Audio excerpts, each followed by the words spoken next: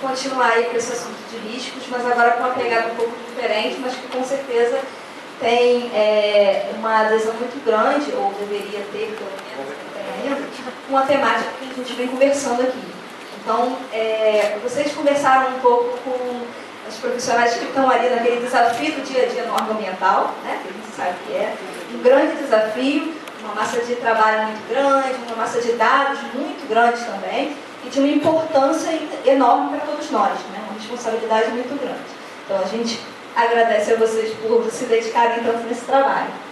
E a nossa conversa agora vai ser um pouco sobre como que está se construindo um cenário de novas tecnologias para que as cidades se tornem mais inteligentes e a gestão desses dados que são produzidos em diferentes fontes e em grandes escalas possa ser aproveitado de uma maneira melhor e mais eficiente para que a gente tenha tomadas de decisão baseadas em dados.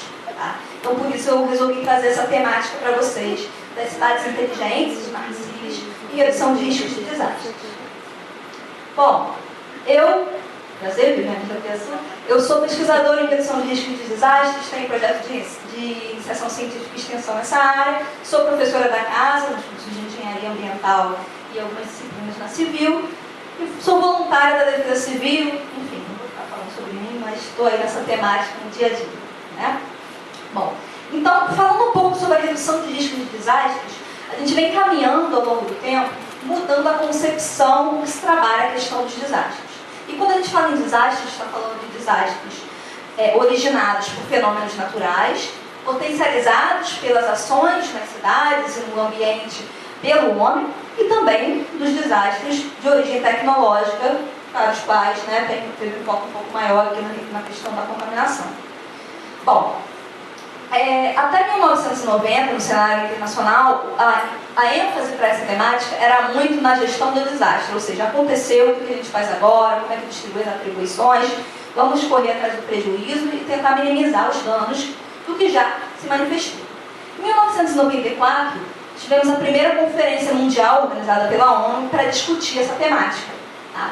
E aí, a ONU, entendendo a importância dessa problemática, declarou a década de 1990 como a década internacional para o assunto e criou um braço da ONU específico para essa temática, que era o Escritório de Redução de Riscos. Tá?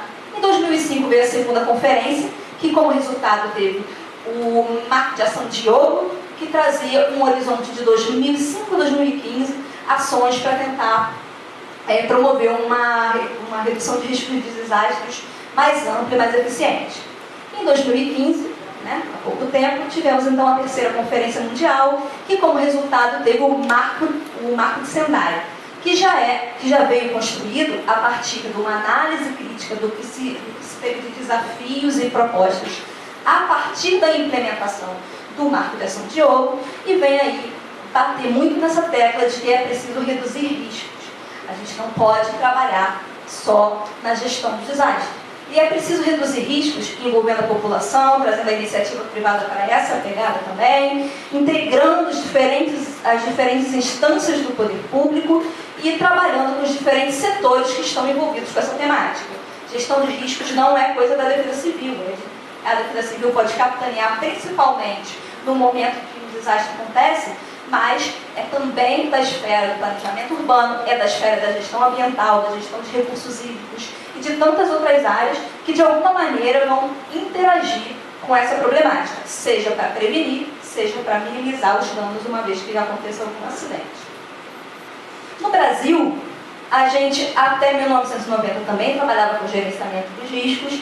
A partir de 2007 vem alguma legislação que tenta trabalhar um pouco da prevenção, traz a prevenção para dentro dela. A gente vem com uma política nacional de defesa civil. Em 2010, diversos eventos críticos pelo país, na cidade do Rio de Janeiro, ocasionando mortes, em cidades do Nordeste e outras cidades pelo país, mostram que a maneira como estávamos lidando com essa problemática não estava sendo suficiente para evitar ou ao menos minimizar as mortes e os danos associados aos possíveis desastres em áreas urbanas e rurais, certo? Em 2011, com aquele mega desastre que teve na região serrana, isso ficou mais do que evidente. Quer dizer, a gente já veio de um 2010 crítico e começou em 2011 com aquele desastre que ganhou as mídias no mundo todo pelas proporções de seus danos. Então, em 2012, o país começa a trazer a questão da redução de riscos de desastres, também alinhado com o Marco de Sendai, que vem em 2000, com o Marco de Ação de Ouro, que já estava se discutindo a respeito da temática, e traz para dentro da nossa legislação uma nova política nacional de proteção e defesa civil, tá? Que é uma legislação federal e que vem trazer explicitamente essa necessidade da integração entre as diferentes políticas que tratam desse tema. Então, ele cita a necessidade de levar o mapeamento de riscos para dentro dos planos diretores, no campo do planejamento urbano, de considerar a bacia hidrográfica como a unidade de gestão, é a unidade de pensar o risco, né?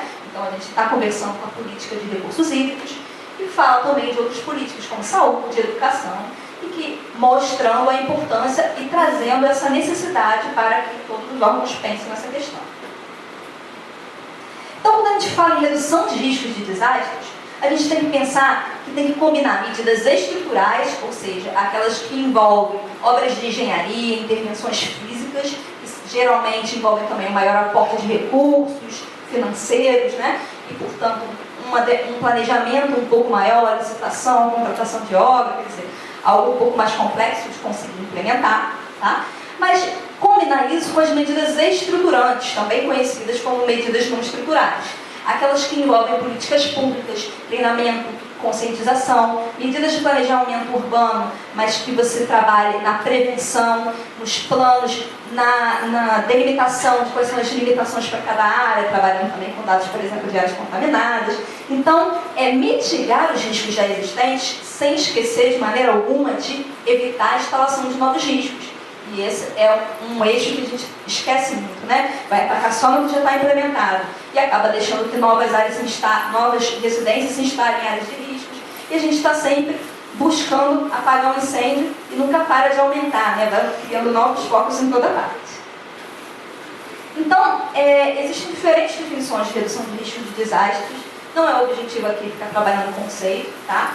Mesmo a divisão do ciclo de gestão de riscos de desastres trazem para dentro da redução elementos diferentes.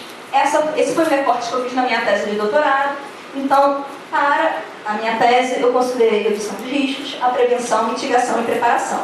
Tá? E aí, dentro disso, a gente tem uma série de ações que envolvem também uma série de atores com diferentes atribuições.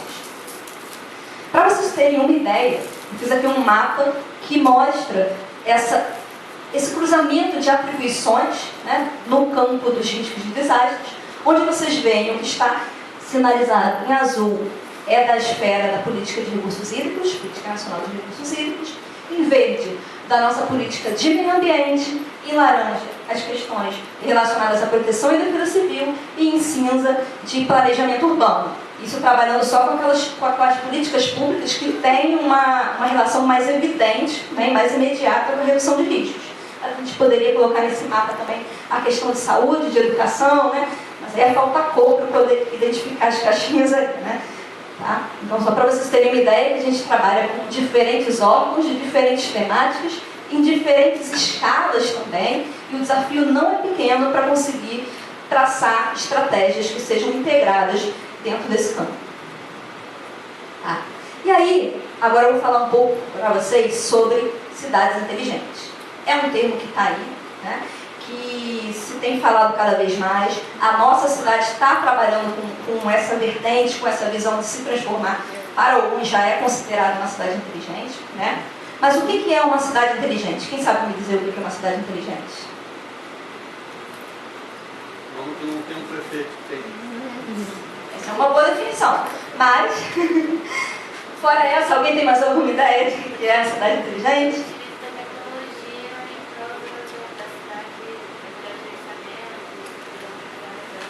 Excelente.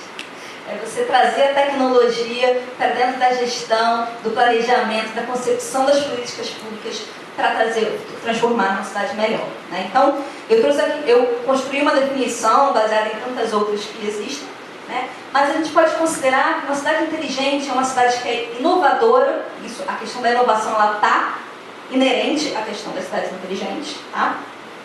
Que monitora e integra todos os aspectos críticos da infraestrutura urbana. Então a gente está falando de transporte, das ruas, da energia, da água, de toda a infraestrutura urbana que a gente precisa, né, para vivenciar a cidade com qualidade no dia a dia.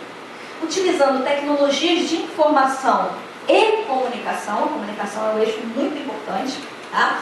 Participação da população, essa também é uma pegada que a gente tem que dar força cada vez mais. O ecossistema empreendedor, quer dizer, cada vez mais estimular que a população, que as pessoas empreendam, criem, inovem para poder melhorar a cidade, incentivar isso e trazer isso para dentro da gestão. Tá?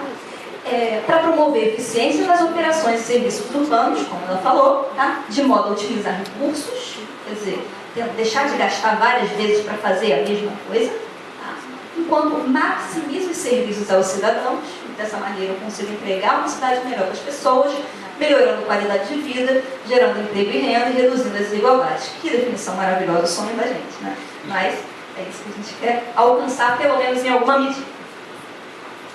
E aí, as principais tecnologias que se falam hoje em dia para poder tornar as cidades inteligentes são essas daí. Não estou esgotando, mas estou trazendo para vocês os principais termos que estão aí na moda, mas é porque realmente tem um potencial muito grande para a gente aproveitar na área ambiental e na área da gestão urbana. Se a gente se apropriar dessas tecnologias, a gente vai ganhar muito tempo, muita eficiência e vai conseguir alcançar uma massa de dados muito maior para fazer essas análises que a gente precisa, como, por exemplo, a Renata estava mostrando ali os modelos conceituais, que têm que ser atualizados. Se a gente consegue trabalhar com essas tecnologias, a gente facilita o trabalho do pessoal que está na ponta, né?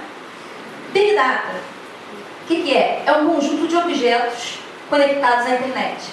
Então, por exemplo, um poste que está conectado à internet, quando falta luz, ele manda uma informação para alguma base, né, para algum centro de monitoramento, dizendo, ó, aqui está faltando luz.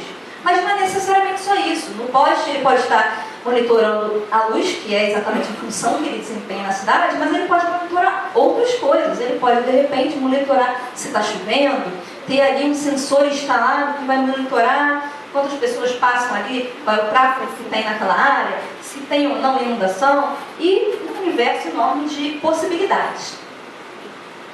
A inteligência artificial, e aí aqui dentro da inteligência artificial, a gente tem também o aprendizado de máquinas, né, machine learning, que são sistemas que, a partir de dados coletados, armazenados ou manipulados, eles são capazes de definir tendências, de construir uma aprendizagem, um novo conhecimento a partir de um conhecimento já existente. Quer dizer, não é do zero, né? A máquina aprende com os inputs que a gente vai colocar. Esses inputs podem ser, inputs são dados de entrada, né? Eles podem ser automáticos, você vai criar ali um algoritmo que vai mandar informações automaticamente para lá, ou pode ser manual. Quer dizer, a gente vai lá e vai dizer, ó, isso aqui é um saco de lixo, isso aqui é resíduo, para a máquina.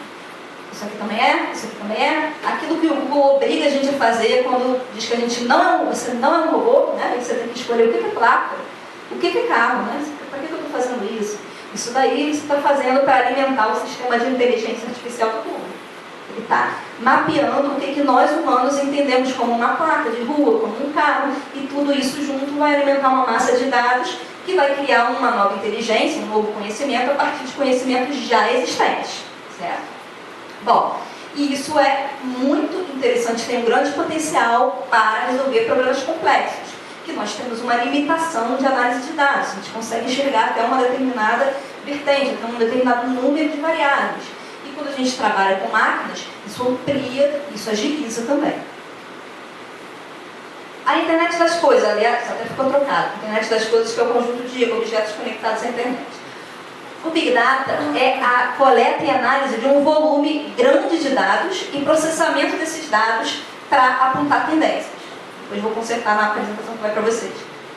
Bom, e a computação em nuvem, né? E aí a gente usa a nuvem para quê? Para mandar nossas fotos, esvaziar a memória do celular e mandar as fotos que tiraram, manda para o Google Drive, manda para não sei onde. Isso é a nuvem, né? Quer dizer, não está num computador físico na nossa casa, não está num computador físico de algum lugar. Está em algum servidor de alguma empresa que presta esse serviço, que pode ser o Google, a Microsoft, seja lá quem for, e a gente está mandando esses dados para algum lugar, para não ter que ocupar isso fisicamente, para não ter que comprar o hardware a gente mesmo, não ter que comprar um ponto de memória, aumentar a memória do computador, não, vou mandando para lá, e isso está em algum lugar e a gente está confiando, né?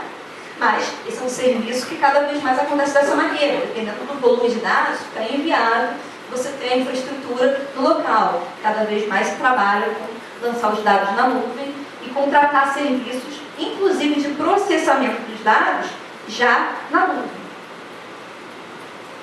Bom, e dentro dessas tecnologias, o que a gente tem? A possibilidade de armazenamento, coleta e processamento de dados, trabalhando com uma dessas tecnologias, mas geralmente com essas tecnologias combinadas. Tá? Reconhecimento de padrões, utilizando dados históricos. Eu posso pegar ali dados de chuva, dados de acidente de trânsito, dados de doenças e analisar o cruzamento, as relações, entender quais são fazer projeções, entendendo quais são as tendências a partir desses dados.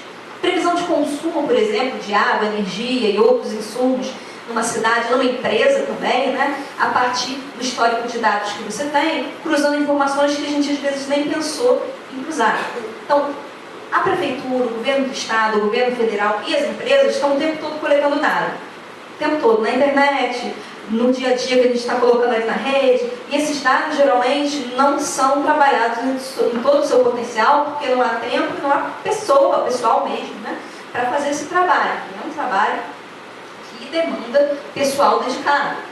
Então, quando a gente consegue trazer esses protocolos, essas inteligências para dentro do dia a dia, eles vão fazer essa análise dos dados e encontrar, inclusive, correlações e tendências que a gente às vezes nem imaginava. Tá? Previsão de demanda de transporte público, por exemplo, vai ter um grande evento, um Rock in Rio, alguma coisa dessa. Qual será a nova demanda? Isso a gente pode calcular a partir de modelagens como é feito hoje, né? Ou a partir de tendências que são traçadas. Mas se a gente consegue trabalhar com o histórico que já existe e cruzar cada vez mais dados que podem ter alguma correlação, a gente consegue sair com um resultado que seja mais preciso e que te dê fomentos para a tomada de decisão um pouco melhor, né? Com menos possibilidades de erro. Detecção de problemas que impactam a dinâmica da cidade. Então, eu estou ali, por exemplo, com um sistema de inteligência artificial que consegue, estou dando um exemplo hipotético, tá? A partir de um determinado padrão de movimentação das pessoas ou concentração de pessoas, ele consegue entender que está tendo algum tumulto. E aí ele vai disparar algum aviso para a polícia ou para os órgãos competentes que têm que trabalhar com isso. Ou ele está vendo um nível de água levantando, está vendo que de repente não está mais passando carro, mais pessoas. E esse tipo de comportamento, de tendência, ele consegue, a partir de uma massa de dados, entender que representa algum fenômeno acontecendo ali. E aí, de acordo com como a gente trabalha isso, consegue disparar alertas ou disparar protocolos que vão ajudar ao poder público entrar em ação para resolver o problema. Processamento de imagens, né? Para a área ambiental, isso é muito importante. Você vai pegar imagens de satélite ou fotografias de determinadas áreas, e aí vai ter que ficar, né? Depois tirou lá, sei lá, fez um campo de não sei quantos dias, tirou centenas de fotos e agora vai ter que sentar e passar mais dias olhando aquelas fotos e procurando alguma coisa, com risco de não ver alguma coisa também, né? Nós temos uma limitação muito grande, fisicamente. E aí, esses processamentos de imagem, uma vez que você lança a imagem com algum algoritmo de processamento, ele já vai identificar onde que tem, por exemplo, um determinado bichinho que você está procurando ali, um determinado tipo de árvore, um determinado impacto ambiental, né, que pode estar se manifestando ali. Sempre, claro, isso é um aperfeiçoamento contínuo em que homem e máquina trabalham juntos. Tá? Bom, planejamento para grandes eventos, monitoramento de redes sociais e câmeras, isso já acontece hoje, mas não se aproveita tanto quanto poderia. A nossa cidade, por exemplo, tem uma rede de câmeras enorme, centenas de câmeras espalhadas pela cidade. Essas imagens das câmeras, se a gente consegue conectar com protocolos de inteligência artificial e Big Data, podem trazer muito mais do que simplesmente aquele olhar na hora do que está acontecendo.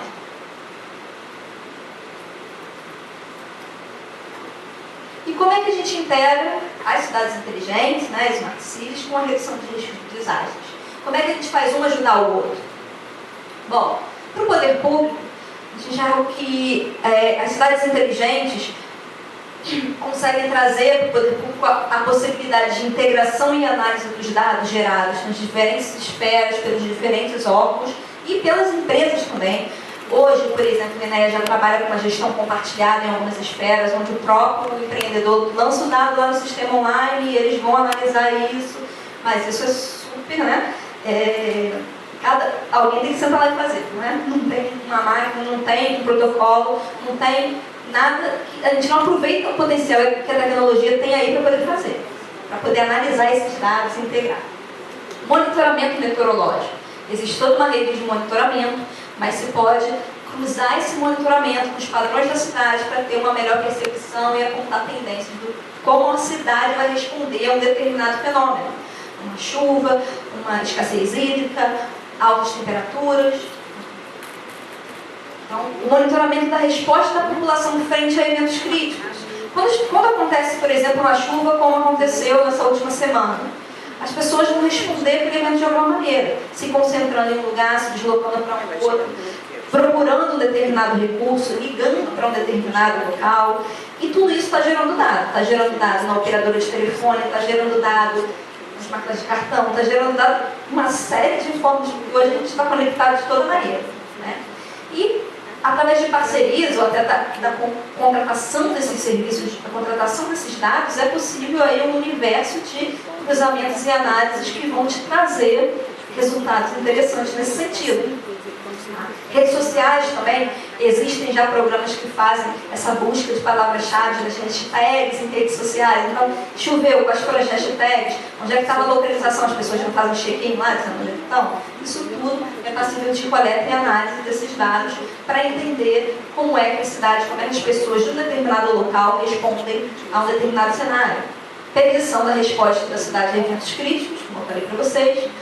Comunicação para participação e engajamento da população, né? Então, o poder público, ele, uma vez que se empodera dos dados, ele consegue entender melhor quais são as angústias da população, quais são as demandas da população e comunicar para a população o que ela precisa saber, o que ela deseja saber. Isso também traz uma aproximação e pode também fazer nos dois sentidos, chamar a população para também reportar dados e contribuir. Para a população, a gente tem um grande potencial de acesso à informação, né? Cada vez mais a gente vem aí com o geornal que traz informação. Quando você tem o poder público dando transparência ao dado, isso é super importante para a população se sentir bem informada, se sentir mais segura, porque sabe onde é que tem cada questão, cada risco, né? E, uma vez que ela conheça os riscos, ela pode, então, passar a participar da tomada de decisão, seja pelas vias formais de uma audiência pública ou protocolando alguma petição, né, junto ao Ministério Público, seja cobrando mesmo nas redes sociais, na imprensa, enfim, fazendo valer os seus direitos de acompanhar e exigir a prestação de serviços, né? Então, ela consegue monitorar os serviços públicos. Conhecendo esses riscos, ela também pode reduzir a sua exposição aos riscos, sejam eles quais forem. De, por exemplo, não comprar um terreno numa área que está contaminada, próxima a ela, né? De, por exemplo, não comprar um terreno que está claramente numa área que tem um grande histórico de deslizamento e ele já, observando a encosta atrás da casa dele, já vai conseguir saber que tem uma grande possibilidade de ser atingido também. Então, o acesso à informação é fundamental. Mas a informação com uma linguagem que seja acessível, né? Não adianta reportar lá e deixar público um monte de coisas com termos técnicos que ninguém entende. Para a iniciativa privada, o uso dessas tecnologias e a publicidade das informações e análise desses dados possibilita uma redução de perdas, porque quando a gente fala em riscos de desastres, um desastre como aconteceu no Brumadinho, os desastres que acontecem na nossa cidade que são mais associados a inundações e deslizamentos, a gente está falando para o poder público e para as pessoas afetadas em perda de vida, né? E impacto, sim, com perdas e danos econômicos também. Mas quando a gente está falando das corporações, das grandes empresas, os danos econômicos são em maior proporção, porque muitas vezes elas têm várias unidades ou vários equipamentos deles atingidos. Então, uma vez que se tem uma análise de onde é que estão a principal massa de dados, por exemplo, gerada de reclamação de falta de luz. Já sabe que aquela área ali tem algum problema e talvez não seja uma boa ideia implementar a empresa dele, que tem uma grande demanda ali. E por aí vai, com diversas temáticas, ele consegue minimizar os riscos de perdas para o seu processo de atividade. Consegue, então, se planejar baseado em dados. essas informações são informações preciosas para as empresas de seguro, né? Com certeza, porque ela começa a trazer para dentro do cálculo do risco também elementos mais precisos. Ela consegue, em vez de pegar modelos e ir adaptando modelos de outras áreas, ela consegue ir calibrando os modelos que vão trazer os custos desses seguros para uma realidade mais próxima da área onde ele vai dar o seguro para a empresa. Possibilita a utilização de recursos, na medida em que, quando você cruza dados, você consegue perceber muitas vezes que o dado que você está querendo gerar já é gerado por alguém. Então, é uma questão de integração, muitas vezes, de fomentar parcerias, de construir parcerias entre poder público e privado, também entre poder público, entre iniciativa privada e a outra empresa, enfim. Mas, para isso, a gente precisa saber o que está acontecendo. Quando a gente consegue conectar todas essas informações, a gente também ganha nesse sentido de otimização, tá? Para dar parcerias que possam reduzir os riscos. Então, assim, eu falei rápido, falei resumidão para vocês, mas eu queria dar para vocês essa visão do que existe de tendências tecnológicas para dentro dos riscos. Quando a gente fala de todas essas tecnologias que eu apontei para vocês, isso pode vir para aperfeiçoar, por exemplo, a análise de risco que é feita no licenciamento, a análise das áreas contaminadas que é feita pelo órgão ambiental ali na ponta, a alocação de recursos que a Defesa Civil vai fazer em uma determinada área quando anuncia a chuva forte, né? Melhorar a alocação de recursos no plano de emergência que vai ser elaborado no âmbito do licenciamento ambiental, quer dizer, uma infinidade de possibilidades que a gente tem e que é necessário enxergar essas possibilidades e aproximar o pessoal da tecnologia da informação, dos engenheiros de computação, e não só eles, engenheiros de maneira geral, meteorologistas, que estão trabalhando nesse sentido para facilitar e melhorar a nossa predição dos cenários que podem vir, né? Assim a gente consegue reduzir riscos. Bom, era isso que eu queria mostrar para vocês hoje, rapidamente, tá? Espero que tenha deixado uma pulguinha atrás da orelha para vocês ficarem com vontade de estudar um pouco mais disso. Tem muito material na internet, se vocês forem nessas plataformas de cursos online, Coursera, por exemplo, muitos em inglês, né? Mas quem está na área ambiental, na área de engenharia, se não sabe inglês, pode começar a correr atrás de prejuízo, né?